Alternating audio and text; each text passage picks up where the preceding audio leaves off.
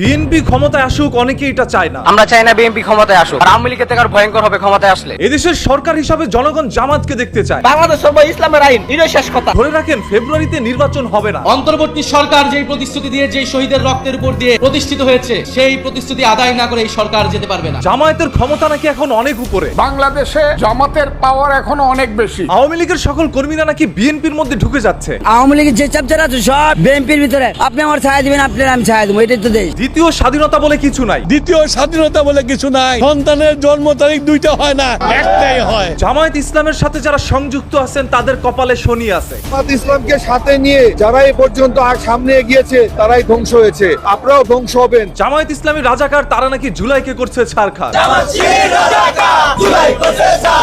জামায়াতকে বর্তমানে যেভাবে রাজাকার বলা হচ্ছে, আওয়ামী লীগ থাকা অবস্থায় ঠিক একইভাবে রাজাকার বলা হয়েছিল। এই রাজাকারদের সরকারের সময় শেষ হয়ে এসেছে। এই জন্য সাধারণ জনগণ তাদেরকে বলে, আমাদেরকে বলে নৌকা ধানের শীষ দুই সাপের একই বিষ।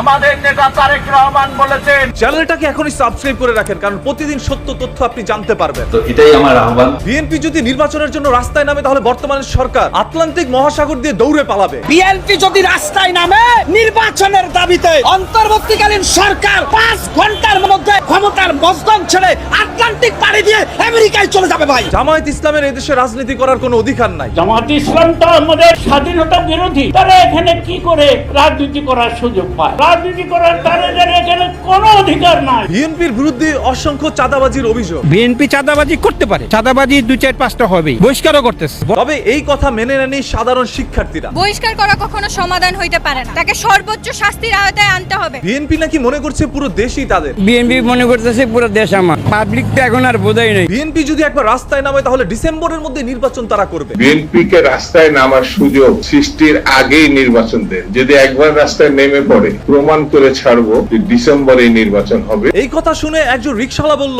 বিএনপি দলটা ভালো, বিএনপির কর্মীগুলো সন্ত্রাস। বিএনপির কর্মীর কারণে বিএনপি দলটা একেবারেই ধ্বংস। রাজনৈতিক মহলগুলো নির্বাচন চাইলেও সাধারণ জনগণ নির্বাচন চাচ্ছে না, কারণ তারা নাকি এখন অনেক সুখে শান্তিতে আছে। আওয়ামী লীগ আমলে পেঁয়াজ খাইছি 100 টাকা, এখন খাই 50 টাকা।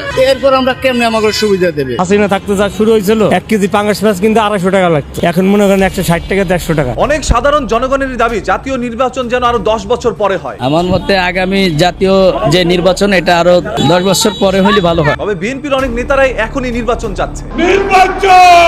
আজকে নির্বাচন নিয়ে হেলাফেলা করা চলবে। যাদের পেটে খিদে বেশি তারা দ্রুত নির্বাচন চাচ্ছে। বিএনপি ছাড়া এই দেশে নাকি কোনো গতিও নাই। বিএনপির ছাড়া কোনো বিকল্প নাই। একটা রাজনৈতিক দল নির্বাচন চাবে, এইটাই স্বাভাবিক, এবং তাদের নির্বাচন চাওয়ার অধিকারও রয়েছে। তবে কখন নির্বাচন হয় সেটা এখনো বলা যাচ্ছে না।